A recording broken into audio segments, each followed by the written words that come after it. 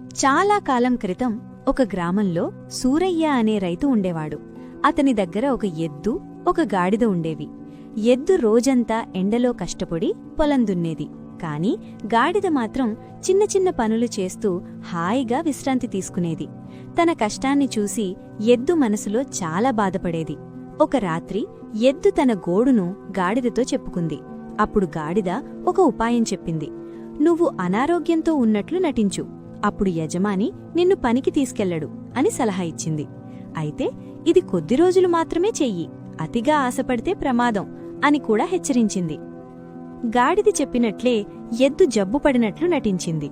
రైతు జాలిపడి దానికి విశ్రాంతిచ్చాడు. పని లేకుండా హాయిగా ఉండటం ఎద్దుకు బాగా నచ్చింది. గాడిద మళ్లీ హెచ్చరించినా వినకుండా ఎద్దు వరుసగా అలాగే నటిస్తూ పడుకుంది. ఎద్దు ఇక వ్యవసాయానికి పనికిరాదని అనుకున్న సూరయ్య ఒకరోజు దానిని ఒక కసాయివాడికి అమ్మేశాడు.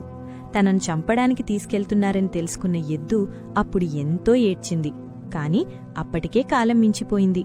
కొద్ది రోజుల్లోనే సూరయ్య కొత్త ఎద్దును తెచ్చుకున్నాడు. పొలం పనులు మళ్లీ మొదలయ్యాయి. కాని ఆ పాత ఎద్దు మాత్రం ప్రాణాలు కోల్పోయింది. కష్టం నుండి తప్పించుకోవాలని చూస్తే మన భవిష్యత్తునే కోల్పోతాము. బాధ్యతల నుండి పారిపోవడం మొదట్లో సుఖంగా ఉన్నా చివరికి అది పెద్ద నష్టాన్ని తెస్తుంది.